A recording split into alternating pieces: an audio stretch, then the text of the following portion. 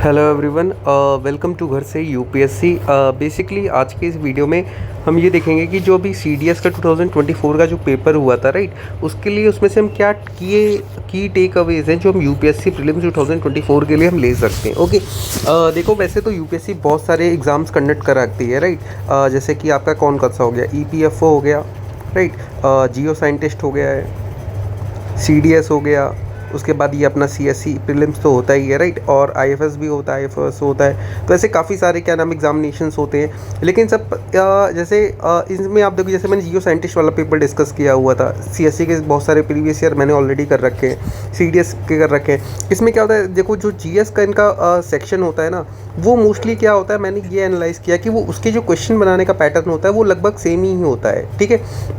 तो वो चीज़ कहीं ना कहीं आपको मिल जाती है। जैसे अगर आप जियो साइंटिस्ट वाली अगर आप वीडियो देखोगे तो उसमें भी मैंने आपको बताया जीएस का सेक्शन जो है उसको पूरा डिस्कस किया हुआ है कि वहाँ से क्या टेकअवेज है जो प्रीलिम्स के ले सकते हैं, और वो कुछ इंपॉर्टेंट क्वेश्चन है जो आए भी आगे, राइट। लास्ट ईयर भी बहुत सारे ऐसे, जैसे सीएपीएफ का पेपर होगा अभी, तो सीएपीएफ से भी लास्ट ईयर जो क्वेश्चन हुए थे और सीडीएस के जो क्वेश्चन थे उसमें बहुत सारे ऐसे टॉपिक्स थे जो यूपीएससी के प्रीलिम्स में रिपीट हुए थे।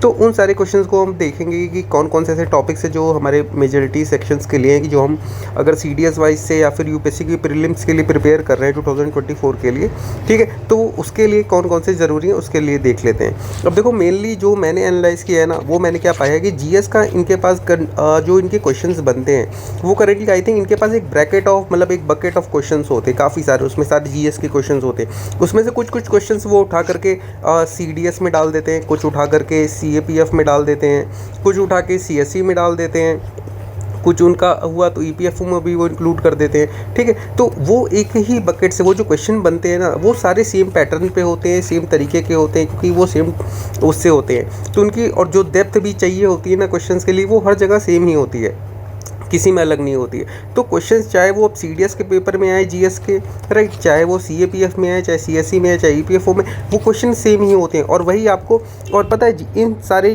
क्वेश्चंस को एनालाइज करने से फ़ायदा क्या होता है, आपको ये पता लग जाता है कि जो ट्रेंडिंग पैटर्न है ना क्वेश्चंस में, कि वो क्या क्या है।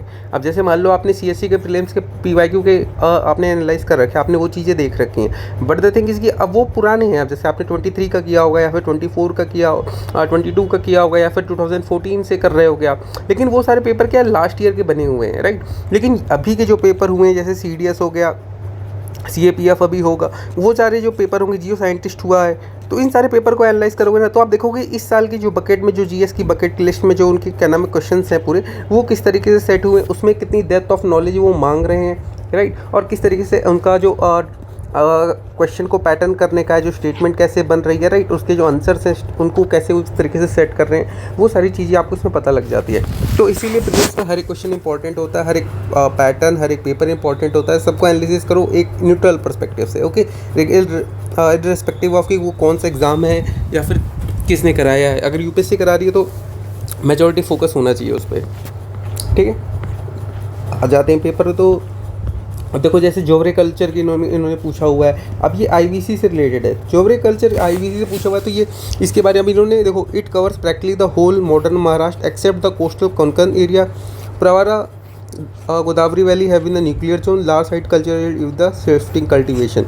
अब देखो इन्होंने ये ऐसे क्वेश्चन फ्रेम कर रखे हैं। तब इससे क्या है, अब आपको जोवरे, अब जैसे आप एनसीईआरटी पढ़ी है तो उसमें आपको जोवरे कल्चर हो गया, हर कल्चर हो गया, उसके बाद और कौन से हैं, चिरांड हो गया उधर का, और उसके बाद इनका और भी सारे कल्चर्स हैं ना, जोवरे कल्चर, तो ऐसे बहुत सारे एनसीईआरटी में आपको दिए हुए हैं। एनसीईआरटी में पता है, लेकिन वो आपको इतनी परफेक्ट लोकेशन के हिसाब से नहीं दिया हुआ कि वो कौन कौन से पार्ट, जैसे आपको जोवरे कल्चर के बारे में उसमें ये पता लग जाएगा कि औरंगाबाद है, दायमाबाद है, मेजर सिटीज़ पता लग जाएंगी, उसके वहाँ के क्रॉपिंग पैटर्न्स पता लग जाएंगी, सारी चीज़ें, लेकिन इतनी डेप्थ में नहीं मिल पाती। जैसे ये चीज़ है, ये आपको उसमें नहीं मिलेगी, इसमें आपको ये मिल जाएगा महाराष्ट्र, लेकिन एक्सेप्ट द कोंकण ये वाला ये आपको नहीं मिलेगा। तो वहाँ पर आपको थोड़ा दिमाग लगाना पड़ेगा कि ये चीज़ कहाँ से निकाली गई है। फिर ये प्रवरा गोदावरी वैली, तो इससे आपको समझ क्या है कि एनसीईआरटी के जितने ये दिए हुए ना आईवीसी वाले कल्चर्स, इनको आप गूगल करके नोट्स बना के पढ़ के जाओ, ठीक है, जितने भी ये होंगे उसको अच्छे से पढ़ के जाना, उसको समझ के जाना, ताकि अगर आईवीसी से मान लो, अब देखो जैसे आईवीसी से क्वेश्चन बना हुआ है तो इसका मतलब कि आईवीसी से क्वेश्चन इस बार जीएस में भी वो डाल सकते हैं, क्योंकि उन्होंने आईवीसी बनाए तो और भी सारे बनाए हुए होंगे, राइट। तो क्या पता इसमें ये डाल दिया, अगला मान लो अरहर कल्चर का जो है वो क्या नाम है वो दूसरे में डाल देंगे, या गिलहुंड का क्या नाम है डाल देंगे किसी में, राइट। तो इसलिए आईवीसी अब आपको पूरा अच्छे से करके जाना, उसकी नोट्स अच्छे से पढ़ के जाना। बाकी इसकी भी सीडीएस की भी 2024 की जो नोट्स है वो मैं टेलीग्राम ग्रुप पे डाल दूंगा, वहाँ से आप लोग निकाल लेना। और सीडीएस जो 23 था उसकी पीडीएफ में मैंने ऑलरेडी डाल दी है टेलीग्राम ग्रुप पे, 1-2 महीने हो चुके हैं। उसको फिर से फाइल सेक्शन में जा करके वहाँ से निकाल लेना, वहाँ से उसको पढ़ लेना, ठीक है, ताकि आपका वो कवर हो जाए, क्योंकि लास्ट ईयर से भी क्वेश्चन आते तो उसको भी छोड़ना नहीं है। फिर देखो मदुरई के रिगार्डिंग पूछ लिया है, Madurai Kanchi as a large enclose wall by the Vaigai river on the 4th side, ये बोला गया है। Arthashastra convention is the centre of the other literary sources describe at the major craft centre. अब देखो अर्थशास्त्र के बारे में देखो 2022 में भी पूछा था, 2023 में भी पूछा है, और देखो 2000 अर्थशास्त्र इन्होंने इसमें भी पूछा है। तो इसका मतलब अर्थशास्त्र उनका कहीं ना कहीं अब एक अपकमिंग सेक्शन हो रहा है। अर्थशास्त्र से इसके पहले वो क्वेश्चन नहीं पूछते, अर्थशास्त्र से मोस्टली ये आ जाता था कि किसने लिखी है, कौन रिलेट करता है, या फिर किस डायनेस्टी से रिलेट करती है उसका ऑथर जो है, राइट। तो ये सारी चीज़ें पूछते थे। लेकिन अब क्या है, अर्थशास्त्र भी डायरेक्टली उसके अंदर, अब अर्थशास्त्र क्या है, अर्थशास्त्र के अंदर आपकी लगभग 10 से 12 बुक्स हैं टोटल। अब उस 10 से 12 बुक्स की डिटेल आप उतना डीप में जा करके पढ़ नहीं सकते हो, क्योंकि आपको तो पूरे जीएस के लिए प्रिपेयर करना है ना। लेकिन जो हिस्ट्री सेक्शन का जो जीएस में जो पेपर बना रहा है ना, जो एग्जामिनर है उसने तो वो बहुत ज़्यादा हाईली क्वालिफाइड होता है। अब वो हाईली क्वालिफाइड है तो उसने तो अर्थशास्त्र के बारे में पूरी डिटेल पढ़ रखी, उसने तो पीएचडी कर रखी होगी उसमें पूरी, राइट। तो उसके लिए चीज़ें उतनी मेंशन नहीं होती कि उसको इतना पढ़ना पड़े या फिर उसको उतना डीप में जाना है। उसके लिए ये सारे क्वेश्चंस आम होते हैं कि ये बहुत नॉर्मल क्वेश्चंस हैं उसके लिए, राइट। तो इसके लिए आपको थोड़ा सा अपना फोकस बढ़ाना पड़ेगा कि क्वेश्चंस को सॉल्व कैसे करने हैं। अब जैसे अगर आपने अर्थशास्त्र के बारे में थोड़ा सा एनसीईआरटी पढ़ी है, तो एनसीईआरटी में ये दिया हुआ है कि अर्थशास्त्र में ये पता लगता है कि मौर्यन किंगडम के नीचे 2-3 नए किंगडम थे, जैसे पांड्यन किंगडम और चोला किंगडम, चेराज हो गए, ये उस टाइम पे एग्जिस्ट करते थे, 3 नेबरहुड जो थे मौर्यन के बारे में। अब यहाँ लिखा है Arthashastra mentioned as a centre of a fine cotton textile, लेकिन उसके बारे एनसीईआरटी में ये चीज़ें नहीं दी हुई हैं कि वो उसने क्या नाम है वो वहाँ पे क्या होता था, क्या थे, वो उन्होंने बस नेबरहुड बताया है, राइट। तब ये रिवायत, तो यहाँ पे आपको थोड़ा लॉजिकली सोचना पड़ेगा कि उसके लिए आप मेंशन किया है तो क्या पता कॉटन टेक्सटाइल्स के लिए कर भी सकते हैं, क्योंकि एक और पैराग्राफ देखोगे तो वहाँ पे लिखा भी हुआ है कि जो पांड्यन उस टाइम के थे, मतलब अर्ली पांड्यन जो टेरिटरीज थी उसमें क्या नाम है कॉटन ट्रेड उनका काफ़ी होता था, राइट। टेक्सटाइल्स के लिए वहाँ से एक्सपोर्ट होते, तो क्या पता उसको टेक्सटाइल्स के लिए उन्होंने जाना चाहता हो, राइट। तो वहाँ से ये चीज़ निकाल सकते हो। तीसरी स्टेटमेंट देखो बहुत जेनरिक टाइप में है, other literary discover major craft है, तो हाँ सो हो सकता है, राइट। और ये भी वैगई रिवर वहीं से जाती है, 3 वॉल्स में जाती है, तो ये भी तीनों स्टेटमेंट इसमें सही हो सकती हैं, राइट। तो ऐसे करके अब आपको स्टेटमेंट यहाँ से ये जो क्वेश्चन है ना, इन पर आपको प्रैक्टिस करनी है आगे के लिए अपने 2024 प्रीलिम्स के लिए। जैसे मॉक टेस्ट देते हो ना कोचिंग के सॉल्व करने के लिए, वैसे इन क्वेश्चंस को सॉल्व करो विदाउट हेजिटेशंस, कि आपको नहीं आ रहा आंसर तो भी इन चारों में से एक आंसर निकालो।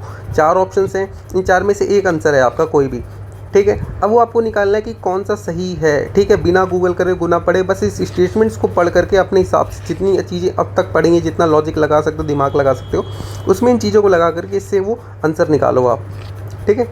अब अगले क्वेश्चन पे आ जाते हैं। सवाई जयसिंह का एस्ट्रोनॉमिकल वर्क, ये क्वेश्चन देखो ये 2002 में पूछा हुआ था उन्होंने, उस टाइम पे ये पूछा था सवाई जयसिंह का इक्लिड ज्योमेट्री जो होती है उसके बारे में पूछा था, उसके वर्क के बारे में, और जंतर मंतर के बारे में पूछा था उस टाइम पे उन्होंने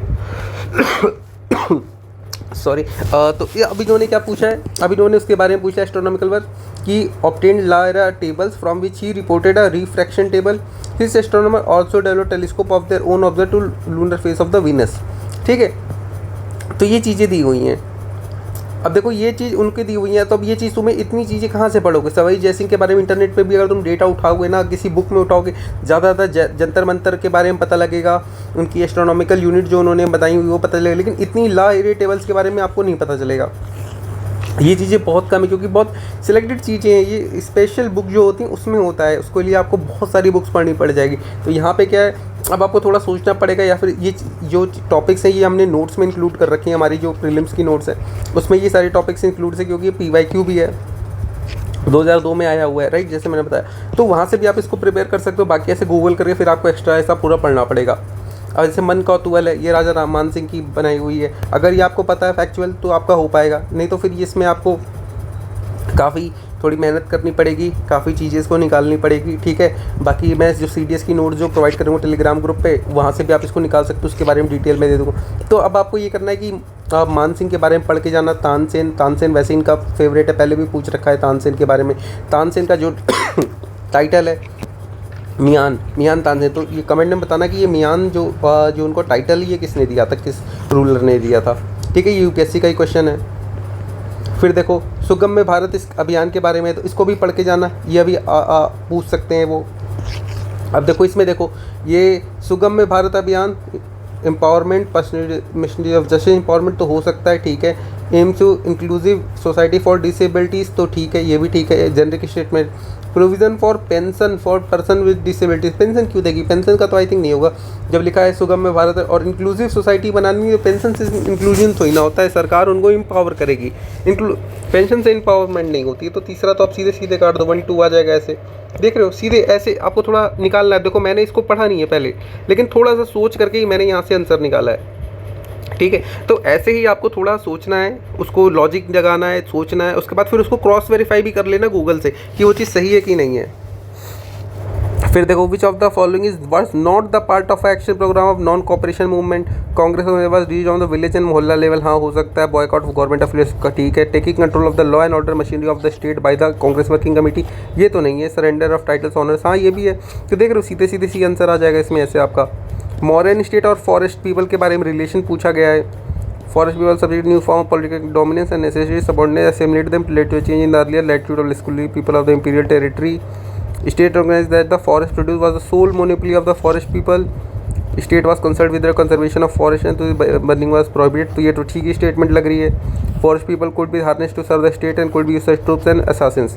अब देखो अगर आपने NCERT पढ़ी है, ठीक है। अब NCERT में क्या है कि आपको मॉरियंस के बारे में थोड़ा बताया गया कि मॉरियंस के टाइम पे जो स्लेव्स थे उनको भी लाइक एग्रीकल्चर के लिए उनको भी पीजेंट बना दिया गया था, राइट। कि जो अनकल्चरेबल या फिर कल्चरेबल वेस्ट लैंड थी उसको कहीं ना कहीं वापस से जो स्लेव्स थे उनको दिया जाता था, फिर स्लेव्स से उनको कल्टीवेट कराया जाता था और उससे फिर टैक्स लेती थी वहाँ उस टाइम के जो रूलर थे, ठीक है।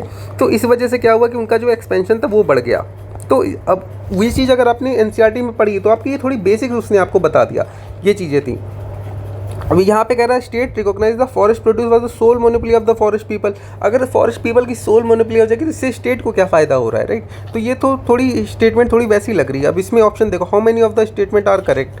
जब देखो 4 में से वैसे भी 4 में से 1 तो सही देगी नहीं और 4 की चारों सही देंगी नहीं, बच गए 2 और 3।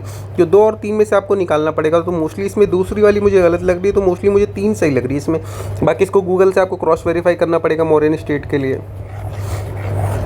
फिर देखो at which of the following place the diamond mining carrier out during Delhi Sultanate period. अब दिल्ली सल्तनत डायमंड माइनिंग, डायमंड से एक क्वेश्चन इन्होंने पहले पूछा था जॉन बैप्टाइस्ट ट्रेनियर वाला, राइट। कि मुगल पीरियड में जो कौन सा ऐसा ट्रैवलर था जो डायमंड के लिए बारे में लेके आया था। अगर उसको आपने गूगल करके नोट से थोड़ा पढ़ा है तो वहाँ से आपको थोड़ा मिल जाता। बाकी ये डायमंड माइनिंग का आपको ना कहीं सी NCERT में उतना मिलेगा, ना ही आपको किसी एज ए स्पेशलाइज बुक में मिलेगा। ये कहीं आपको ऐसे रिसर्च टॉपिक होगा तो उसमें आपको मिल सकता है, बाकी ऐसे तो नहीं मिलेगा। तो देख रहे हो डेप्थ उनकी नॉलेज कितनी, ये आपके हिसाब से डेप्थ बहुत ज़्यादा है, लेकिन एग्जामिनर के हिसाब से डेप्थ ये कुछ नहीं होगी क्योंकि उसने तो इसमें PhD कर रखी है, राइट। तो उसके लिए तो बहुत ईजी होगा। तो इसलिए आपको थोड़ा सा डेप्थ की लेवल देख के चलो कि UPSC किस तरीके से क्वेश्चन बना रही है और आपकी जो प्रिपरेशन चल रही है। आप जो सिर्फ NCERT लेके बैठे हो, सिर्फ स्पेक्ट्रम पढ़ रहे हो और जो पढ़ रहे हो, तो ये सारे क्वेश्चंस कैसे करोगे जब ये वाले आएंगे, ठीक है। अब इसके लिए तो कोई डायमंड माइनिंग है, डायमंड माइनिंग वैसे मोस्टली जो होती है वो पन्ना रीजन में होती है, राइट। तो वहाँ से हो सकती है। तो इसमें और मिडिल वेल में भी पन्ना में ही हुई थी, इसके लिए आप जो कोहिनूर वाला है अगर उस टॉपिक को पढ़ो तो उसमें भी पता लगे। तो इसमें मोस्टली आंसर पन्ना ही होना चाहिए, बाकी आंसर सीट जब आई। अब जेम्स वेब टेलीस्कोप, अब देखो its orbit the sun around 15 lakh kilometre, its orbit the earth around 50 lakh kilometre, stationary in object nearly 10 lakh kilometre for is revolved on the moon. ये 3 है। अब देखो अब तीसरा चौथा सीधे काट दो। अब 2 A और B में आओ।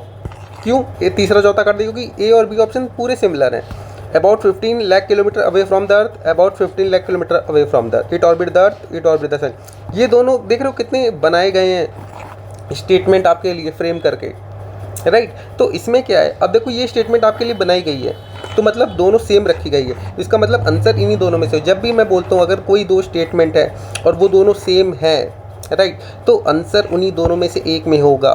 याद रखना ये चीज़, ठीक है। अब देखो यहाँ ऑर्बिट द सन है, यहाँ ऑर्बिट द अर्थ है, तो इन्हीं दोनों में से एक होगा। अब जेम्स वेब टेलीस्कोप है, अगर आपने पढ़ा है थोड़ा तो आपको ये पता लग जाए। वैसे ए और डी में से इसमें से आप निकाल सकते हो, मोस्टली आंसर ए या डी में होता है, डी वाला गलत हो गया तो ए पे आ सकते हो आप, क्योंकि आंसर मोस्टली ए या डी में होता है। अगर ए डी में नहीं है तो सी में आओ, यही मोस्टली जो मैंने पैटर्न अब तक रिकॉग्नाइज किया है यही होता है। बाकी ऐसा कोई स्पेसिफिक पैटर्न नहीं होता, लेकिन थोड़ा नॉलेज सबसे पहले लेना। अगर नॉलेज नहीं आ रहा, क्वेश्चन छोड़ने से अच्छा लॉजिकल बेसिस पे उसको अटेम्प्ट करके आना, मेरा यही मानना होता है। ठीक है, तो वैसे ये सन के अराउंड रिवॉल्व करता है, ऑर्बिट करता है L2 पॉइंट पे। लैग्रेंज 2 पॉइंट जो है वो 15 लाख किलोमीटर अवे है, तो इसका ऑप्शन ए सही होगा। फिर देखो सब एटॉमिक पार्टिकल्स कौन से होते हैं, इलेक्ट्रॉन, प्रोटॉन, न्यूट्रॉन होते हैं। देखो ये तो सिंपल सी सबको पता है। बाकी इसमें मियोन भी दिया हुआ है, मियोन आई थिंक नहीं होता है, क्वार्क होता है। और कौन से, हिग्स बोसॉन भी होता है, हिग्स बोसॉन भी देखो पूछा हुआ है, हिग्स बोसॉन भी आप पढ़ के जाना। उसके बाद और भी होते हैं, मतलब और भी काफ़ी सारे होते हैं सब एटॉमिक, उनके नाम याद करके जाना बस थोड़े थोड़े, ठीक है। क्योंकि बाकी साइंस वाली स्पेसिफिक चीज़ें तो उतनी हमारे काम की नहीं है। क्यूबिट देखो 2022 के पेपर में आया हुआ था, देखो क्यूबिट यहाँ पे पूछ लिया, तो इनका बास्केट वही है पेपर्स का, उसी में से क्वेश्चंस निकलते रहते हैं, वही चीज़ पूछते रहते हैं। यही सेम क्वेश्चन 2022 में यूपीएससी में पूछा हुआ है, सीएससी में अपने। इसमें देखो क्यूबिट क्वांटम कंप्यूटर, सीधे सीधे फोटो 21 ये भी आपका था। फोटो 21 अब किससे रिलेटेड है, अब यहाँ पे देखो crater on the moon, DNA molecule, virus responsible for covid, virus responsible for common cold. अब ये देखो यहाँ पे कोविड-19 ये चीज़ें दी हुई हैं, लेकिन ये आपके लिए उतनी नहीं, कन्फ्यूजन बनाने के लिए। यहाँ पे क्या है मोस्टली आंसर, यहाँ पे मोस्टली आंसर है आपका डीएनए मॉलिक्यूल, ठीक है। तो इसको भी अब आपको गूगल करके पढ़ के जाना पड़ेगा, समझ के जाना पड़ेगा, क्या पता ये आपको सीएससी में भी पूछ सकते हैं, तो इसको थोड़ा ध्यान में रखना। ये हिग्स बोसॉन ये आपके काम करेंगे, तो साइंस वाला सेक्शन का है। एटॉमिक क्लॉक ये भी आपके काम करेंगे। पॉलिटिकल एनालिसिस इन्वॉल्व नॉर्मेटिव और एम्पेरिकल अप्रोच, ठीक है। Knowledge acquired through the empirical approach is value loaded, acquired through the normative approach is objectively neutral. तो ये देख लो, ऑब्जेक्टिवली न्यूट्रल होती है, तो न्यूट्रल कैसे होगी अगर नॉर्मेटिव अप्रोच है। नॉर्मेटिव अप्रोच तो वैल्यू लोडेड होती है, और एम्पिरिकल इन्होंने क्या कर रखा है, यहाँ देखो स्वैप कर रखा, स्वैपिंग का काम हमेशा करती है, यहाँ पे भी स्वैप कर रखा, नाइदर 1 नाइदर 2 हो जाएगा इसमें। सिंपल सी बात है। थोड़ी सी इसमें अगर आपको ये इन दो वर्ड के मतलब पता है ना, मुझे ये नहीं पता कि इसमें पॉलिटिकल एनालिसिस क्या है, मुझे सिर्फ ये चीज़ मुझे पता है। इम्पीरिकल का मतलब क्या होता है, नॉर्मेटिव। नॉर्मेटिव वो होती है जो नॉर्म्स के हिसाब से चलती है, वैल्यूज़ के हिसाब से चलती हैं, जो सीधे ये वैल्यू लोडेड होगी। इम्पीरिकल क्या होती है, जो कि आपके फैक्ट्स की वजह से होती हैं, या फिर जिसकी प्रॉपर स्टडी की जाती है नॉलेज की, राइट, वो चीज़ें होती हैं, तो वो ऑब्जेक्टिव होती हैं, जो फैक्ट्स के बेसिस पे होती हैं। तो नाइदर 1 नाइदर 2। टोटलियन रिजीम का can not be A feature, state control the political affair, तो ये ठीक है। टोटलियन मोनोपोली ऑफ मीन्स ये भी होता है, 1 पार्टी 1 स्टेट होता है। हाँ, autonomy of civil society, autonomy civil society क्यों गया, तो ऑटोनॉमी तो डेमोक्रेटिक सोसाइटी में होती है ना, वहाँ क्यों गई। फिर से देखो ए और डी में ही आंसर है, ये देखो, ठीक है। फिर अगले पे आ जाते हैं। हार्ड पावर के बारे में पूछा गया है, हार्ड पावर गूगल करके पढ़ के जाना। ग्लोबलाइजेशन, वॉशिंगटन कंसेंसस क्या है, इसके बारे में पढ़ के जाना। ये क्या नाम है, that seek the intervention in the market, तो ये स्टेटमेंट तो वैसे सही है। वॉशिंगटन कंसेंसस अगर आपने पढ़ा है तो आपको पता लग जाता है क्या है। और autarkies generally understood economic self sufficiency, तो हाँ ये भी सही है। चौथा भी सही है, चौथा तीसरा इसमें सही है, तो इसमें ये काट दो आप, ये काट दो, चौथा तीसरा सही है, दूसरा भी सही है, पहला देखना है बस। Hard cash wise both states and other actor involving the use of threat और कोएर्जन, तो हाँ ये हो सकता है। अच्छा नॉट करेक्ट पूछा है ना, तीसरा और चौथा तो सही है। Intervention the economic self sufficiency, तो पहले दूसरे का तो ऐसा है नहीं, तो इसमें आपको थोड़ा देखना पड़ेगा, राइट, कि कौन कौन सा रॉन्ग है। तो इसमें मोस्टली ग्लोबलाइजेशन, नेसेसरी इकोनॉमिक, जिसमें हिसाब से मेरे हिसाब से इकोनॉमिक सेल्फ सफिशिएंसी यहाँ दिया हुआ ना, क्योंकि ऑटोक्रेसी तो मोस्टली होता है कि सफिशिएंसी, और यहाँ पे that seek intervention in the market, तो ये भी हो सकता है वॉशिंगटन कंसेंसस में, जिसको थोड़ा सा आपको देखना पड़ेगा फिर से गूगल करके। अब जैसे पार्ट 3 का क्वेश्चन है, individual can enforce right guarantee by the action of the authority. हाँ, वो अगर गवर्नमेंट का, और individual can enforce the guaranteed by the when they are violated by not only the action of but it's also by inaction. तो हाँ, part 3 का मतलब क्या है, पार्ट 3 क्या आते हैं, फंडामेंटल राइट्स। अब इनएक्शन मतलब वो जस्टिफिएबल है ना, मतलब अगर वो अगर क्या नाम है, सरकार उसको आपको नहीं इन्फोर्स कर रही, तो उसके लिए भी तो आप जा सकते हो उनके पास, तो दोनों सही है इसमें।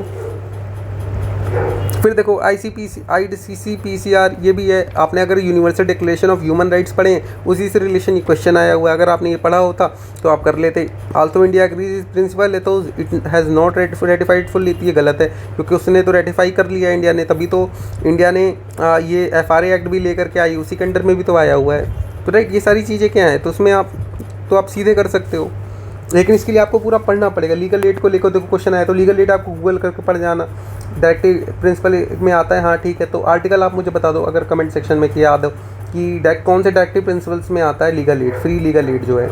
फिर it is the duty of the police to inform the nearest legal aid committee immediately of the arrest of the person. ये सही है कि गलत है, वैसे ये सही है, लेकिन आपको इसको गूगल करके फिर से पढ़ना पड़ेगा। लीगल एड कमेटी क्या होती है, आपने जैसे अब नालसा पढ़ रखा है, आपने नालसा के बारे में पढ़ रखा होगा, LSA एक्ट 1987 के बारे में पढ़ रखा होगा, supreme court committee, right, high court committee, taluk level committee, district, जो सारी होती हैं अथॉरिटीज, सारी आपने पढ़ रखी, लेकिन आपको ये पॉइंट कहीं नहीं मिला होगा। It is the duty of the police to inform the legal aid committee immediately after the arrest of the person. तो ये सारे कुछ पॉइंट्स हैं ना, ये आपको गूगल करके एक्स्ट्रा होते हैं जो आपको पढ़ने पड़ेंगे, और एग्जाम में आपको यहाँ पर रिस्क लेकर के ऑप्शन में आपको खेलना पड़ेगा अपने लॉजिक के बेसिस पे कि ये चीज़ होगी कि नहीं।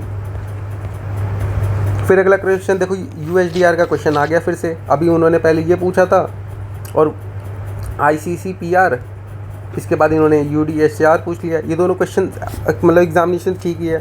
USDR provides a seek to right specific every enjoy every country with respect of political rights, ठीक है। Everyone's freedom nationality except for the freedom change nationality, ये भी ठीक है, दोनों ही सही है इसमें। तो देख लो, ये अगर आपने हमारी जो PYQ नोट्स अगर आपने उसमें भी पढ़ा होता तो UDHR जो है ये हमारा PYQ टॉपिक है, तो उसमें भी नोट्स में हमने पूरा दे रखा, आर्टिकल सारे मेंशन कर रखे हैं, उसको प्रॉपर्ली डिफाइन किया हुआ है, तो वहाँ से भी क्वेश्चन आपका डायरेक्टली डुएबल था।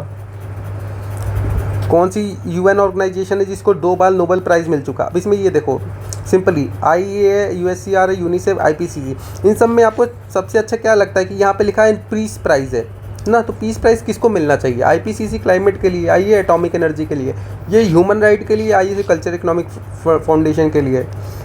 तो इसमें सबसे जो एलिजिबल है ना, अगर लॉजिकली सोचोगे, वो C ऑप्शन है कि ह्यूमन राइट के लिए होगी, right, human commission of rights होगी, उसी को मिला होगा, क्योंकि नोबेल प्राइज़ है सबसे ज़्यादा ह्यूमन राइट के लिए होता है। आप IEA को क्यों देंगे, वो तो एटॉमिक एनर्जी के लिए काम करती है, शांति के लिए तो सबसे ज़्यादा काम तो यही, और 2 बार दिया गया है। तो भाई, और ये पता है UN की साइट खोलोगे ना, तो उसमें डायरेक्टली अगर नोबेल प्राइज़ का सेक्शन खोलोगे, मेरे सामने पहले पैराग्राफ में ये दिया हुआ है। फिर देखो, इन्फेक्शियस डिजीज़ के बारे में क्या करती है, वैक्सीनेशन, इसके बारे में पूछा गया है, तो ये आपको थोड़ा पढ़ना पड़ेगा, गूगल से पढ़ना पड़ेगा। कौन सी बात जिनके पास न्यूक्लियस नहीं होता, red blood cell, red blood cell का टॉपिक कितनी बार आया हुआ है गूगल UPSC में, हर साल ही आ जाता है 1-2 पॉइंट, तो ये पढ़ के जाना आप। अब ये भी इसको 3-4 गूगल करके जाना, मसल क्या होता है, फैगोटोक्सिलेटेड सेल क्या होती है। For the environment related plastic के बारे में पूछा गया है, for the which are the correct, कौन सी करेक्ट है। They do not get release in the water and food, गलत। Do not get any biochloride, गलत। They are harmless to humans, ये भी गलत, हार्म तो होता ही है। दे आर नॉन बायोडिग्रेडेबल, सीधे देखो 1A और D में आ गया फिर से। ये मैं था ना A और D में नहीं होगा तो C में आएगा, ये देखो। फिर देखो A और D में नहीं है, C पे आया है। तो मोस्टली ऐसे ही चलता है। ये देखो, माइक्रो बॉडीज जो फाउंड होते हैं एनिमल्स में, उसमें क्या होता है, ब्रोकन डाउन एंजाइम, ऐसे तो एंजाइम्स होते हैं मोस्टली आपको, लेकिन गूगल करके ये सारी चीज़ें पढ़ना पड़ेगा। प्रेजेंट सलाइवा और टीयर्स में कौन सा एक्टिवियल एंजाइम होता है, राइबोसोम, लिपिड, लाइसोम, इमरस, इसमें लाइसोसोम होता है। ये तो मैं आपको आंसर बता रहा हूँ क्योंकि मुझे ये चीज़ें पता है, मैंने ये चीज़ें थोड़ी पहले पढ़ी है, ये क्लास 12 की NCERT है, राइट, वहाँ से ये क्वेश्चन बना हुआ है, सीधे फ्रेम हुआ है। Underground stem and modified stem cell जो होती हैं, ये आपको पूरा पढ़ना पड़ेगा। तो इसके लिए आप ये पढ़ के जाना कि इस मॉडिफिकेशन ऑफ स्टेम क्या होता है। उसमें मॉडिफिकेशन ऑफ स्टेम, उसमें 3 टाइप्स होती हैं, उन 3 टाइप्स को आपको पूरा पढ़ना पड़ेगा, और उस 3 टाइप के जो एग्जांपल्स हैं मोस्टली उसको आप पूरा पढ़ के जाना। अगर ये चीज़ कर सकते हो ठीक है, नहीं तो PYQ प्रोवाइड करूँगा मैं टेलीग्राम ग्रुप पे, वहाँ से पढ़ लेना, ठीक है। इसका भी I think potato, onion, garlic होगा, ये तीनों चीज़ें होती हैं क्योंकि कैरेट नहीं होता। फिर देखो, मॉनिटरी ट्रांसमिशन मैकेनिज्म, ये कि आपने MPC के बारे में पढ़ा होगा अब तक, लेकिन अब MPC के एक बड़ा टर्म आ गया, मॉनिटरी ट्रांसमिशन कमीशन। इसके बारे में देखो UPSC दे सकती है क्योंकि MPC UPSC का फेवरेट टॉपिक है और उसी से रिलेटेड MTC है, तो इसको भी आपको पूरा पढ़ के जाना पड़ेगा। होलसेल प्राइस इंडेक्स, ये भी देखो, ये हमारे, ये तो सीधा सीधा अगर आपने PYQ नोट्स पढ़ी होती ना तो ये क्वेश्चन आप डायरेक्टली सॉल्व कर लेते, ये सीधा सीधा नोट्स में दिया हुआ है पूरा। फिर देखो FTA आ गया। FTA में भी देखो ये क्वेश्चन आप पढ़ना है, इस क्वेश्चन को पढ़ के आराम से देखना कि FTA आपने पूरा पढ़ा हुआ है, FTA ये आपने अब तक ये याद किए होंगे कि किस किस कंट्रीज़ के साथ हुए हैं, क्या क्या हुआ है और क्या क्या चीज़ें नहीं हुई हैं, ठीक है। लेकिन अब यहाँ पे क्या पूछा है, India interactive which other nation than the growth of exports of India would depend upon which of the following. लो, ये चीज़ तो किसी बुक में ही नहीं दी हुई है, ये तो कहीं दिया ही नहीं हुआ है, ये तो आपके एक लॉजिक बेस्ड क्वेश्चंस आ रहे हैं। ये अगर आपको FTA पता है और किसी कंट्री के साथ अगर इंडिया FTA कर रहा है तो आपके लॉजिकली कि हमारा FTA करने के बाद भी एक्सपोर्ट कब इंक्रीज़ होगा, उसके लिए क्या क्या सिचुएशंस होनी चाहिए, वो चीज़ें आपको यहाँ पे देखनी पड़ेंगी। अब देखो यहाँ पे क्या है, ऑप्शन 3 वाले हैं और एक 5 वाला है, मतलब 4 ऑप्शन सही नहीं हो सकते हैं, राइट। इसका मतलब एक तो गलत होगा ही यहाँ पे, क्योंकि पाँचों के पाँचों सही होने की पॉसिबिलिटी लिस्ट है, राइट। 3 इस ऑप्शन को हटा ही दिया करो आप सीधा कि पाँचों सही होने वाले ऐसे ऑप्शंस में 3 पे आ जाओ। इन तीनों में देख लो आप कि कौन सा सही है और कौन सा नहीं हो सकता है, इसमें आपको थोड़ा पॉसिबिलिटी मिल सकती है, ठीक है। तो यहाँ पे आपको देखना पड़ेगा, इसको थोड़ा अच्छे से पढ़ना। ये तो साइंस वाले सेक्शंस के हैं, इनको हटा दो। विनेगर, ग्लोबल डिमिंग अब जैसे यूपीएससी का एक क्वेश्चन 2021 का आई थिंक आया हुआ है या 2022 का क्वेश्चन था, कौन सा सल्फेट एरोजोल क्या था यार वो, स्ट्रेटोस्फेरिक एरोसोल ऐसे करके था, राइट। उसमें था इंजेक्शन करके कि जिसमें क्लाइमेट के लिए आया था कि ग्लोबल वार्मिंग को कम करने के लिए होता है, वहीं से ये वही चीज़ का ये कॉन्सेप्ट भी है global dimming.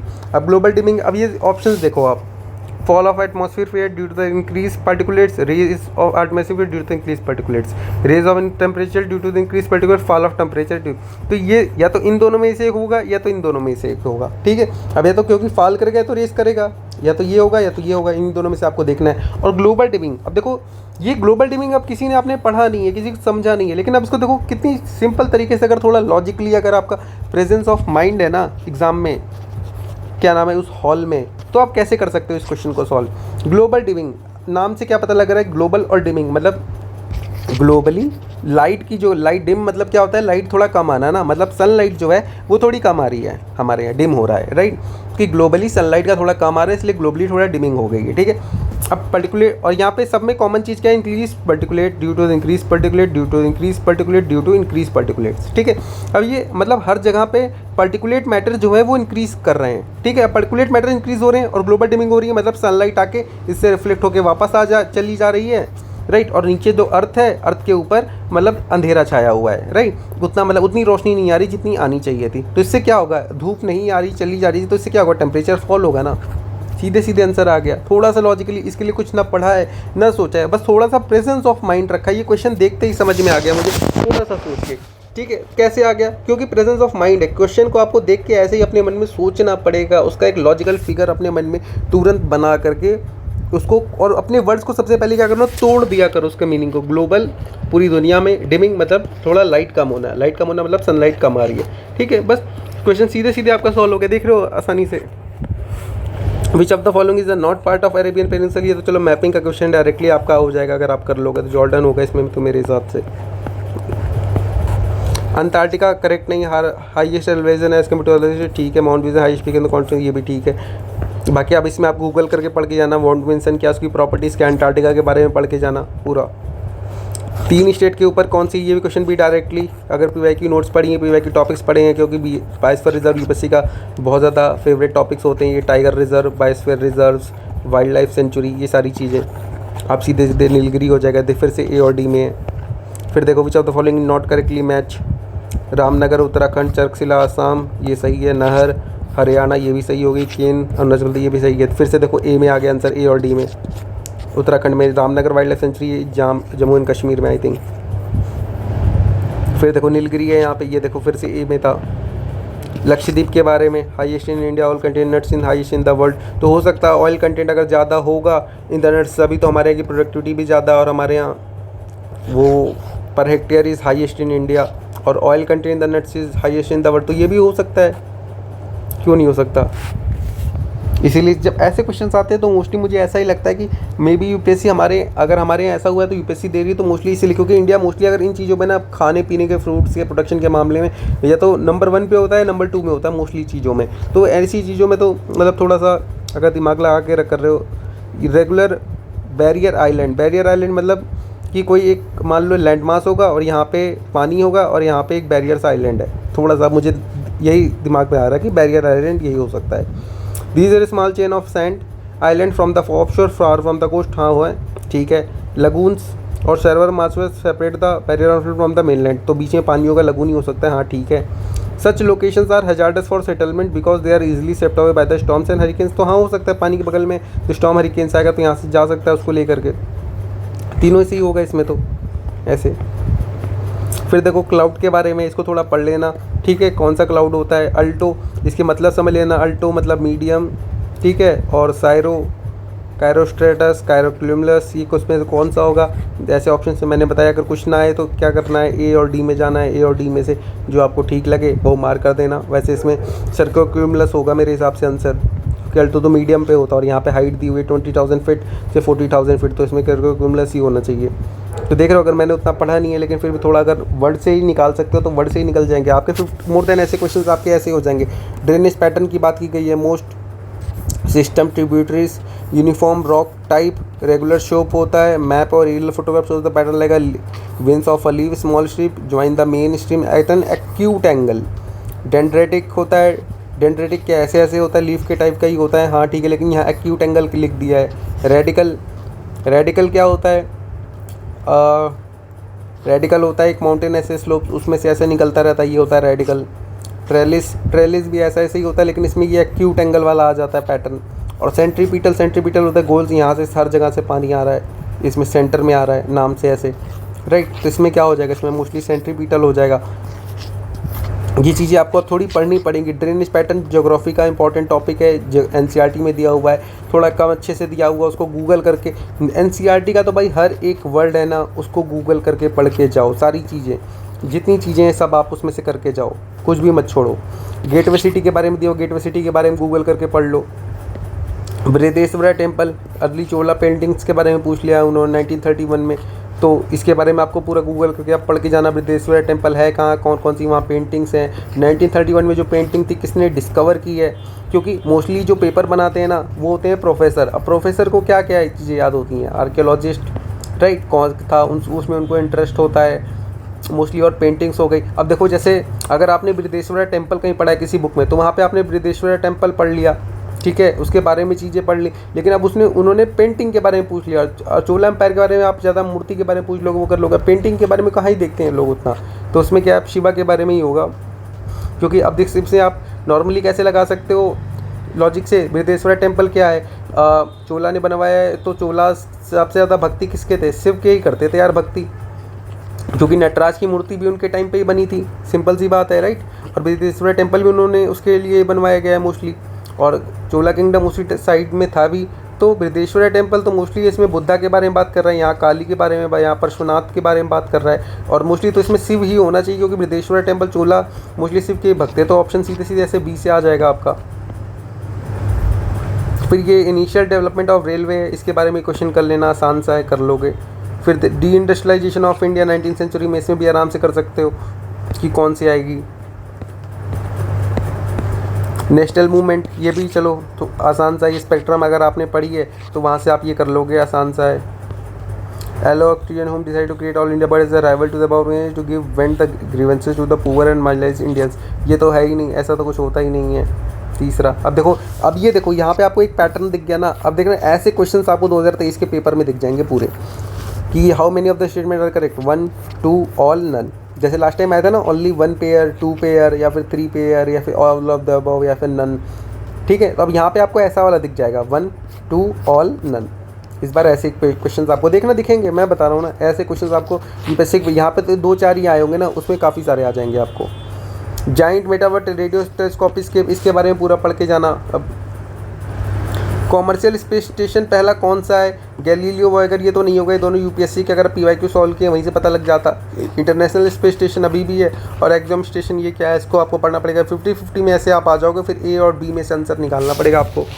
Not of ferromagnetic material कौन सा नहीं होता, ये तो चलो साइंस का क्वेश्चन है, फिर ये भी हटा दो। ऑफिस को वैसे ये एक साइंस आ जाता है, ये बेसिक साइंस का क्वेश्चन है, और ऐसे क्वेश्चन तो अब यूपीएससी में आने बहुत ज़्यादा वो हो गए हैं। क्वेश्चन पढ़ो कितना अच्छा बनाया। On a day when I am hungry to go to the office I have fix quantity of rice, when was just cooked and kept in a bowl in order to cook it quickly which of the following is the best option. देख रहे हो कितना एक normal practical based question बनाया है इन्होंने basic science का।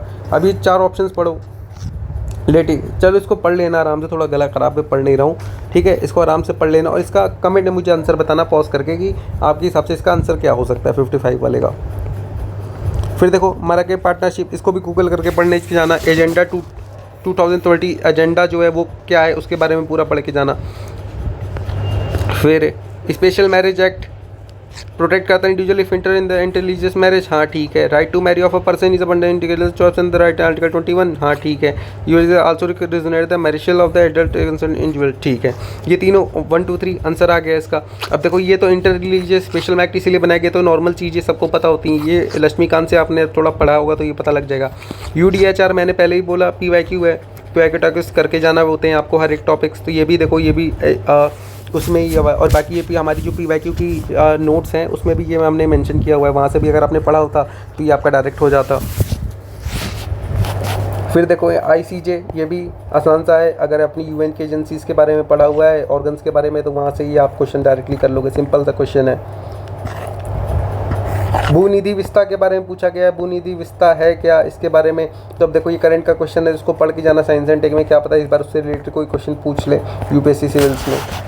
G20 अभी हुआ है, लास्ट ईयर भी क्वेश्चन आया था, 5 साल हो गए UPSC के क्वेश्चन आते हुए। G20 हर साल का इंपॉर्टेंट होता है, इस साल का भी इंपॉर्टेंट है, पढ़ के जाना, इंडिया वाला पढ़ के जाना, और इस बार जो होगा उसके बारे में भी थोड़ा पढ़ के जाना।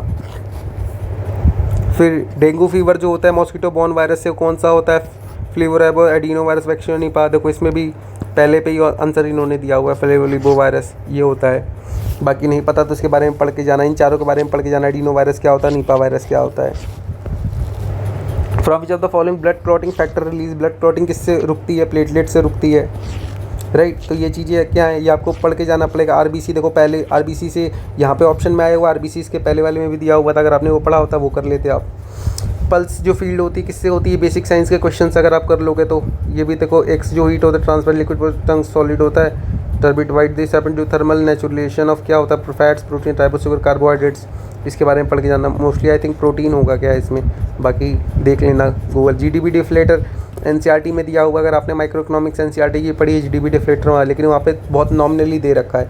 अगर इसको आप थोड़ा पढ़ोगे, इसको आपको थोड़ा अच्छे से पढ़ोगे तो हो जाएगा। बाकी क्वेश्चन बहुत आसान है, लेकिन अगर इन्होंने ऐसी टर्म्स में दे रखा है ना कि आपको थोड़ा वो लगेगा कि मुश्किल है। जैसे GDP का डिफ्लेटर का मतलब क्या होता है, nominal GDP upon real GDP, simple सी चीज़। तो आपको इसमें क्या हो जाएगा, GDP deflator can be use a measure to real GDP of the economy but not the inflation rate. क्यों नहीं होता, इन्फ्लेशन रेट तो बता सकती है ना, क्योंकि अगर आप एक करंट प्राइजेस पे और एक कांस्टेंट प्राइजेस पे तो दोनों का कंपैरिजन रेशियो निकाल रहे हो आप, तो इसका मतलब आपको एक तरीके से इन्फ्लेशन का रेशियो मिल जाएगा, सिंपल सी चीज़ है। दूसरा तो सीधे सीधे गलत हो जाएगा।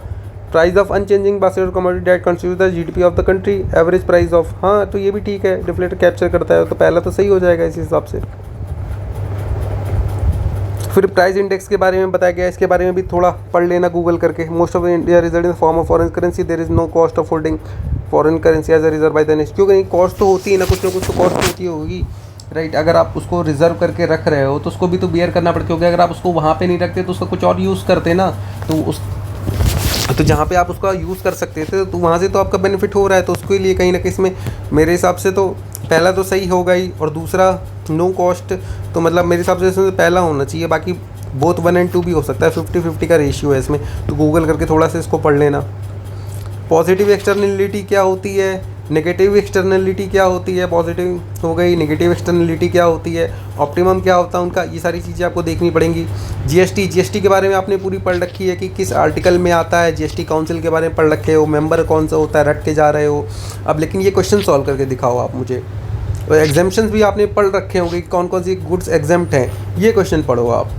Which of the following statement regarding GST is not correct? Amendment 115 to the Constitution kept alcohol of human use for petroleum product outside the ambit of GST. Amendment 122 to kept the Constitution amendment kept only alcohol for human outside the ambit. Precious metal tax at 1%, unworked diamond tax at 0.5%. और यहाँ पे बोला है not correct ना, तो इसमें देख लो। तो अब देखो ये दोनों ऑप्शन सेम है पूरे, यहाँ पे बस केप्ट अल्कोहल एंड 5 पेट्रोलियम ये ऐड कर दिया गया, और यहाँ पे ओनली के लिए बोलो, और यहाँ अमेंडे 112 या 115 है, तो देखो इन्हीं दोनों में से ऑप्शन होगा, 2 होगा ठीक है, इसको गूगल करके आप मुझे बताना कि कौन सा इसमें आंसर सही है।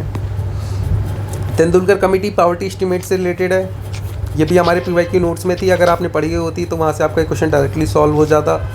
और ये दोनों आई थिंक इन दोनों में दोनों ही सही होगा आई थिंक, बाकी एक बार गूगल करके इसको देख लेना, ठीक है। बाकी नोट्स में से भी देख लेना कौन सा सही आंसर होगा इसमें। मेरे हिसाब से तो आई थिंक दोनों होना चाहिए, क्योंकि बोथ रूरल अर्बन और उन्होंने ऑल इंडिया पॉवर्टी लाइन के बारे में बताया था, anchor the poverty line to official food का, नहीं दूसरा नहीं होगा आई थिंक, क्योंकि कैलोरी नॉर्म से तो उन्होंने हटने के लिए बोला था कि कैलोरी नॉर्म्स के स्पेसिफिक पे मत जाइए, तो आई थिंक इसमें ओनली वन होना चाहिए। Which component of centre tax on petroleum are not shareable with the state excise duty के बारे में पढ़ के जाना। इन चारों के बीच में क्या रिलेशन है सेंट्रल स्टेट का। लो पर कैपिटल जीडीपी होता है, डिपेंड किस चीज़ पे होती है, प्रोपोर्शन, वर्किंग पार्टिसिपेशन रेस और पर प्रोडक्टिविटी, इनके बारे में। M1 की डेफिनीशन क्या है, currency reserve, currency time deposit, demand deposit, ठीक है। अब ये देखो आपका हो गया M1 पूछा है, M1 सबसे वो होता है शॉर्ट, ये भी अगर पीवाई की नोट्स पढ़े होते वहाँ से हो जाता है, डायरेक्ट था। अब देखो M1 सबसे मोस्ट लिक्विड होता है, राइट, क्या होगा मोस्ट लिक्विड इसमें से, करेंसी और डिमांड डिपॉजिट। 2 और 4 सी आ गया आंसर आपका इसमें डायरेक्ट। नेशनल इनकम के लिए कौन सा यहाँ पे नॉट करेक्ट पूछा है चारों में से, वो आपको बताना। नेशनल इनकम भी पढ़ के जाना, इससे आपको ये पता लग गया, देख लो। डाउनवर्ड स्लोपिंग कर्व है, फुल्ली इलास्टिक कर्व, कमोडिटी के लिए एक्सोनेस डिक्रीज डिमांड क्या होगा। अब इसके लिए देखो ये क्वेश्चन है, कितना मुश्किल लग रहा है कि इतने भारी भारी टर्म है। अब देखो normal demand, under normal demand downward sloping का डिमांड कर्व, फुल्ली इलास्टिक ऐसे होगा, एक कर्व ऐसे बन जाएगा। डाउनवर्ड स्लोपिंग डिमांड कर्व है, फुल्ली इलास्टिक सप्लाई कर्व है। फुल्ली इलास्टिक है तो मतलब जैसे जैसे प्राइस बढ़ेगी वैसे वैसे उसकी सप्लाई भी कम हो रही होगी, राइट। तो सिंपल सी आ जाएगा, ये मान लो इक्विलिब्रियम हो गया इसका, राइट, ये इक्विलिब्रियम का पॉइंट हो गया। और ये बोल रहे हैं एक्सोजेनस डिक्रीज इन डिमांड, और अगर डिमांड बोल रहे हैं ये डिक्रीज़ हो रही और डिक्रीज़ हो गई, राइट, कि पहले डिमांड ऐसे ही डिक्रीज़ हो रही थी, अब ये ऐसे हो गई, मान लो ऐसे हो गई, तो अब क्या होगा, तो इक्विलिब्रियम पहले यहाँ था इक्विलिब्रियम, अब यहाँ इक्विलिब्रियम डिक्रीज़ कर जाएगा और साथ में क्वांटिटी भी डिक्रीज़ कर जाएगी। Decrease in equilibrium price and quantity, ये प्राइस क्वांटिटी भी डिक्रीज़ हो जाएगी, सीधे सीधे ऐसे आ जाएगा आंसर। बाकी इसमें एक बार चेक कर लेना सही है कि नहीं, गूगल कर लेना उसको, ठीक है। ये सारे तो चलो वैसे हैं। कोपेगन क्लाइमेट क्लासिफिकेशन, इसके भी 2 क्वेश्चन आए हुए हैं, पढ़ के जाना, क्या पता इस बार ज्योग्राफी का वो थोड़ा कर दें, अच्छे क्वेश्चंस बना दें ज्योग्राफी की, मुझे लग रहा है इस बार क्वेश्चंस वो अच्छे देंगे थोड़े। तो ज्योग्राफी और IR की दोनों को तो अच्छा करके जाना, ठीक है। कोपेगन क्लाइमेट हो गया।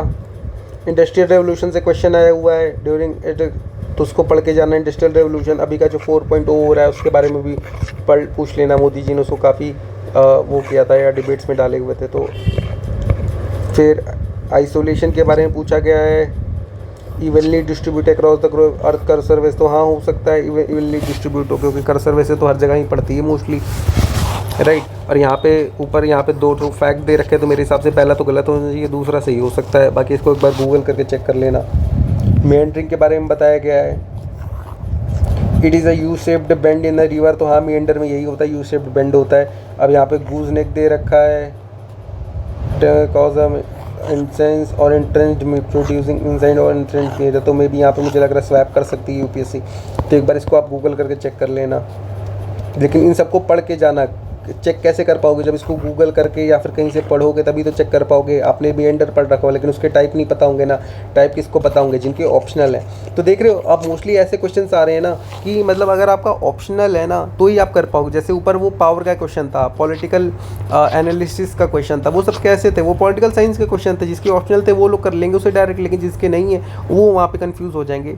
तो मोस्टली वो डीप नॉलेज चाह रहे हैं किसी भी टॉपिक की, और डीप नॉलेज कहाँ से आएगी, ऑप्शनल से आएगी। तो मोस्टली अगर टाइम मिले तो अगले साल से ऑप्शनल भी उठाना चालू कर दो हर सब्जेक्ट का पढ़ने के लिए। रिलेटिव ह्यूमिडिटी अगर चाहिए किसी पर्टिकुलर डे की तो कैसे निकालोगे, तो उसके बारे में निकालना है, रिलेटिव ह्यूमिडिटी के बारे में पढ़ लेना। Maximum average residence time atmosphere में किसका है, CFC, CH4 and NO2 water vapour, तो इसमें आई थिंक CFC का ही है इसमें।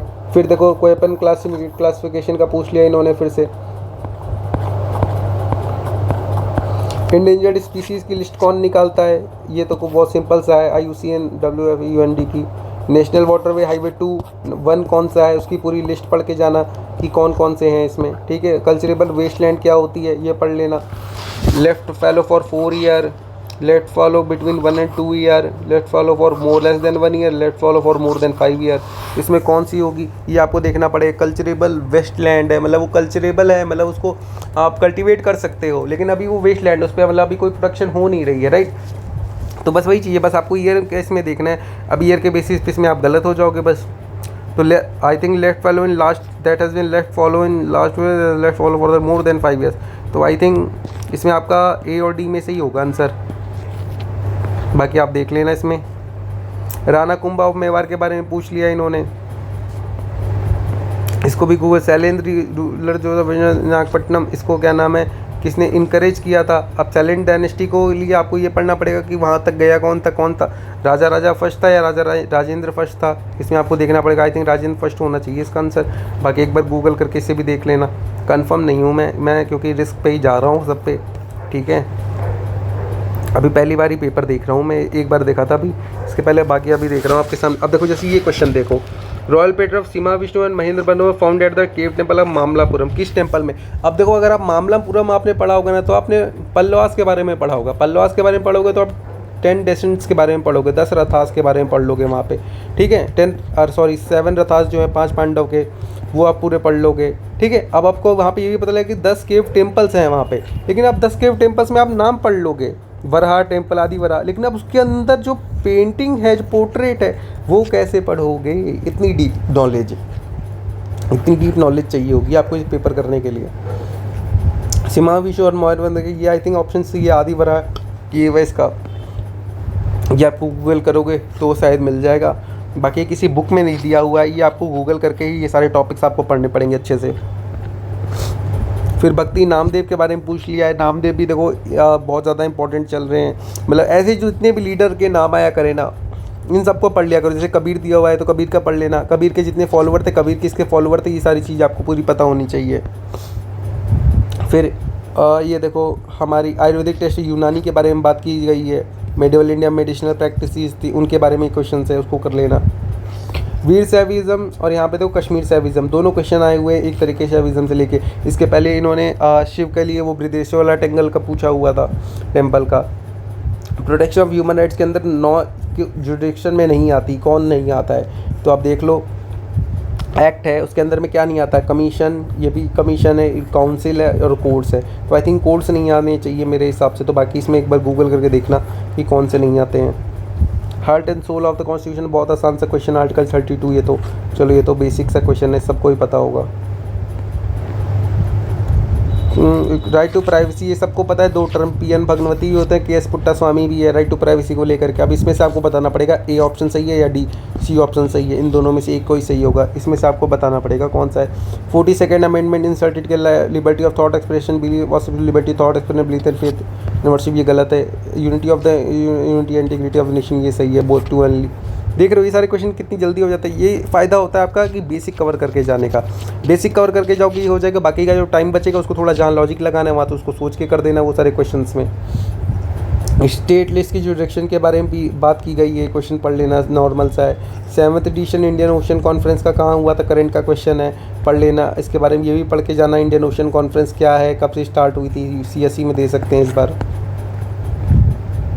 फिर देखो पॉलिटिकल आइडिया और थिंकर, ये पॉलिटिकल आइडिया किसके किसके यहाँ पे ऐसे दे रखे हैं, ठीक है। अब देखो ये क्वेश्चन सॉल्व करना है, ऐसे तो आपको पॉलिटिकल आइडिया कहाँ ही पढ़ा होगा, किस बुक में दिया होता है भाई ऐसा पॉलिटिकल आइडिया, बताओ। अब इसको कैसे कर सकते हो, अब जैसे ए पे आ गए, ठीक है, ए का ऑप्शन देखो 3 और 1 दे रखा है, तो 2 और 4 को तो सीधे सीधे कैंसिल कर दो यहाँ पे ए के लिए। ए को आ जाओ, human beings unlike all other object possess dignity. अब या तो आन सान सूकी ने कहा होगा या तो इमैनुअल कांट ने बोला होगा, तो ऐसी चीज़ें I think Immanuel can't he बोलेगा कि ह्यूमन बींग्स अनलाइक ऑब्जेक्ट, ये हो गया। अगर ए को आप 3 दे दोगे तो डी पे आ जाओ, डी का आ जाएगा फिर 1। अगर ए को 3 करो, डी मतलब for me real freedom is a freedom from fear, तो आई थिंक आन सान सूकी ने बोला होगा क्योंकि वहाँ पे मिलिट्री कूप हो रखा है, तो और वहाँ पे डर का माहौल भी है, तो मोस्टली मिलिट्री वगैरह है, तो फियर उससे चाहती होंगी फ्रीडम, तो डी का 1 हो सकता है। तो ये पे आ गए हम किस पे कि ए का 3 है ना, मतलब अब हमें क्या देखना है, ए और सी में से देखना है। अब बी का आ जाओ, बी का 2 और 4 में से एक है, Swaraj, it is Swaraj when we learn to rule our selves. आप खुद की लर्न करने की बात कर रहे हैं तो सीधे सीधे महात्मा गांधी होंगे, खुद पे सेल्फ पे फोकस करना। तो बी का 4 होगा आई थिंक, बी का 4, तो सी आंसर आ जाएगा इसमें डायरेक्ट आपका ऐसे निकाल के। बाकी एक बार गूगल कर लेना सही है कि नहीं, मेरे हिसाब से तो यही सही आंसर होना चाहिए। मैंने पढ़ा नहीं है तो हमारे सामने लॉजिक से निकाल रहा हूँ। ऑटोबायोग्राफी के क्वेश्चंस हैं, ये कर लेना। ये तो हो गए नहीं वैसे, क्योंकि ये CDS का पेपर है तो मोस्टली ये देख रहे हो इस जितने ये डिफेंस वाले लोग ही हैं, विपिन रावत, मुकुंद नार्वे, सैम मैनिकशॉ, KGS ढिल्लों, इन सब की 4 stars of destiny and autobiography. अभी KGS ढिल्लों की भी एक बुक आई थी, लेकिन आई थिंक वो गाजी अटैक नाम की थी। ये 4 stars of destiny I think इसकी नहीं होगी, विपिन रावत जी तो अभी हैं नहीं। ऑथर ऑफ में भी हो सकता है उनकी याद में दे दिया हो ये क्वेश्चन। सैम मैनिकशॉ तो बहुत पहले थे। 4 स्टार्स ऑफ डेस्टिनी, मुकुंद नारवने या फिर सैम मैनिकशॉ, इन दोनों में से मुझे लग रहे हैं। बाकी गूगल करके देख लेना। A और D में सर्वशक्ति, ऑपरेशन सर्वशक्ति लॉन्च हुई थी टेररिस्ट को फ्लश आउट करने के लिए, कहाँ से हो सकता है? तो मणिपुर में अभी हो रहा था, छत्तीसगढ़ में, इन्हीं दो में हो सकता है, राइट। तो इसमें से देख लेना क्या हो सकता है। बाकी मुझे अभी कंफर्म नहीं हो तो उसको गूगल करके। अब वैसे ही CDS वाले क्वेश्चन है तो CDS में जैसे आर्मी वाले क्वेश्चन आए हुए हैं उस साइड से रिलेटेड। स्वच्छ सर्वेक्षण अवार्ड किसको मिला हुआ है? सूरत को। देखो हर साल टॉप पे रहता है सूरत, 2 बार यहाँ पे आया हुआ है। इंदौर दिया हुआ है यहाँ पे। वाराणसी प्रयागराज तो हटा दो, वाराणसी का तो मुझे लगता नहीं कि मिलेगा, इतनी साफ़ सुथरी तो है नहीं। प्रयागराज ही मुझे नहीं लगता। इंदौर और सूरत लग सकता है, क्योंकि इंदौर तो साफ़ रहता ही है हमेशा, मोस्टली हर जगह टॉप करता है। और सूरत यार गुजरात में आता है, सूरत में वो डायमंड बोर्ड्स बना रहे हैं, गिफ्ट सिटी बना रहे हैं, तो साफ़ सुथरी तो उसको रखेंगे ही, सिंपल सी बात है। तो सूरत तो होगा ही। फिर असॉल्ट राइफल DRDO ने कौन सी बनाई? इसको तो यार पढ़ लेना, वैसे ही गूगल करके पढ़ लेना, आ सकता है। फिर ये योगेश सिंह का, चलो ये तो स्पोर्ट्स का क्वेश्चन है, गूगल करके कर लेना। प्रभात रे वारसुई किस घराना से करती हैं? तो इंडिया में कौन कौन से घराना हैं म्यूज़िकल के, उसमें कौन कौन से पॉपुलर लोग हैं जो एसोसिएट करते हैं, वो सारी चीज़ें आपको पढ़नी पड़ेंगी।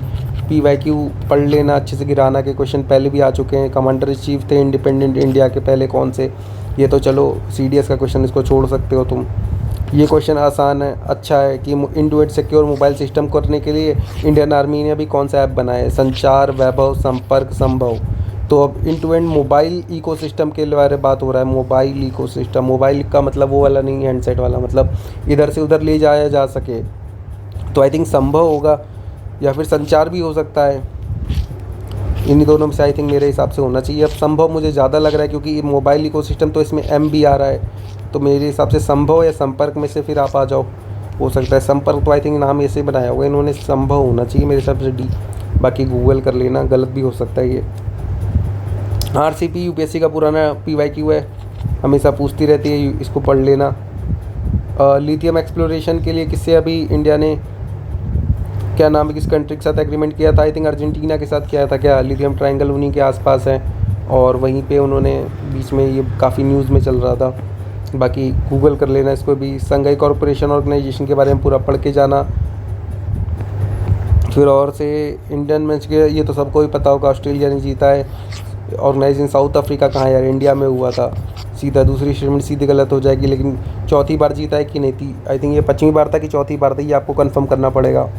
भारत रत्न अवार्ड ये 1972 में आया था पहली बार। डज नॉट कर एनी मॉनेटरी ग्रांट, तो मॉनेटरी ग्रांट आई थिंक नहीं होता है 72 में, नहीं, ये 52 या 54 में आया था I think.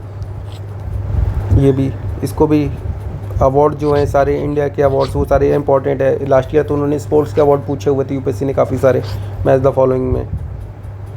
Global innovation index पढ़ के जाना। ग्रीन क्लाइमेट इनिशिएटिव, देखो ऐसे क्वेश्चन ना UPSC में भी आते हैं, जैसे ये सारे क्वेश्चंस आपको दिख रहे हैं, तो सेम टाइप के क्वेश्चंस को प्लस प्रैक्टिस करना है, ठीक है। चलो 120 क्वेश्चन पूरे डिस्कस कर लिए आपके साथ। बाकी देखो नीचे मैं दिखा दे रहा हूँ। देखो अब देखो लोग कहते हैं ना PYQ पढ़ने से क्या होता है, PYQ नोट्स क्या होती है, आपकी तो PYQ नोट्स ऐसी वैसी है। ये देखो, ये मैं सिर्फ डायरेक्ट क्वेश्चन के बता रहा हूँ। जैसे ये क्वेश्चन आया ना UHDR वाला असाइलम के लिए, ये देखो सीधे सीधे आप right to seek to enjoy other country asylum from persecution, देख रहे हो सीधा सीधा आया हुआ है। ये देखो freedom from the except for the freedom to change nationality, right to nationality दिया हुआ है। फिर देखो यहाँ पे universal declaration of right to consenting marriage के लिए, यहाँ पे देखो right to marry and found a family, article 16 है USDR का, नोट्स में दे रखे हैं भाई, सीधे सीधे क्वेश्चन आए हुए हैं। भारत रत्न की बात 1972 की बात हो रही है, देखो 1952 अवार्ड भारत रत्न पद्मा अवार्ड आए हुए थे। IUCN की डेड डेटा बुक के बारे में बात हो रही है, ये देखो क्वेश्चन IUCN कंजर्वेशन के बारे में, यहाँ देखो IUCN का वही क्वेश्चन आया हुआ, निर्जट लिस्ट की स्पीसीज़ का ऑर्गेनाइजेशन पब्लिश करती है, वही क्वेश्चन पूरा। क्यूबिट देखो दिया हुआ है क्वांटम कंप्यूटिंग के लिए पहला वर्ड ही हमारे उसमें, और यहाँ देखो क्वांटम कंप्यूटर का वही क्वेश्चन क्यूबिट का। मनी सप्लाई के लिए तो क्वेश्चन था, यही था ना, मनी सप्लाई का कौन सा इंडियन इकोनॉमी में, ये देखो पढ़ते ही देखो M1 को है क्या क्या चीज़ में, करेंसी और देखो डिमांड डिपॉजिट। टाइम डिपॉजिट इसमें नहीं होते हैं, देख लो, इसमें टाइम डिपॉजिट तो नहीं होंगे क्योंकि टाइम एक फिक्स टाइम के लिए होता है, उसके पहले आप ले नहीं सकते हो, राइट। मोस्ट लिक्विड डिमांड जो तुरंत मिल जाए, और करेंसी 2 और 4। देख लो सीधे सीधे क्वेश्चन आए, अगर आपने नोट्स पढ़ी होती। अब ये देखो ये क्वेश्चन लोग कह रहे थे कैसे होगा होलसेल प्राइस इंडेक्स, किसी को उतना पता नहीं। ये अब ये देखो, fuel and fuel have a higher weightage in the WPI than that of primary article. ये देखो WPI है, फ्यूल एंड फ्यूल का कितना 15% है, और प्राइमरी आर्टिकल्स कितना है 14%। तो हाँ, फ्यूल एंड फ्यूल का ज़्यादा होता है, ठीक है। Weightage of manufactured product in WPI is higher than that of fuel and power. तो हाँ, मैन्युफैक्चर्ड प्रोडक्ट कितना है 65% है, और दूसरा क्या है फ्यूल एंड पावर ना, फ्यूल एंड पावर 15% है, जाहिर सी बात है ज़्यादा है, दोनों सही है। देख लो सामने सामने क्वेश्चन आए हुए हैं। ये देखो क्वेश्चन, ये क्वेश्चन आया था GDP डिफ्लेटर का, ये देखो GDP डिफ्लेटर का सामने सामने आया हुआ है क्वेश्चन।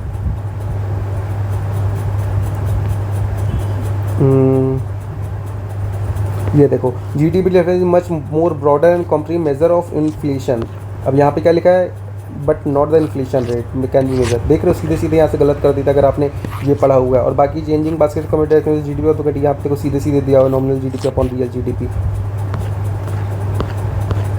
ये देखो तेंदुलकर कमेटी नोट्स में हमने दिया हुआ 2009 में मिक्स रेफरेंस की रिकमेंडेशन जो थी उनकी कि रूरल अर्बन पॉवर्टी शुड भी अब यूनिफॉर्म पॉवर्टी बास्केट होनी चाहिए, राइट।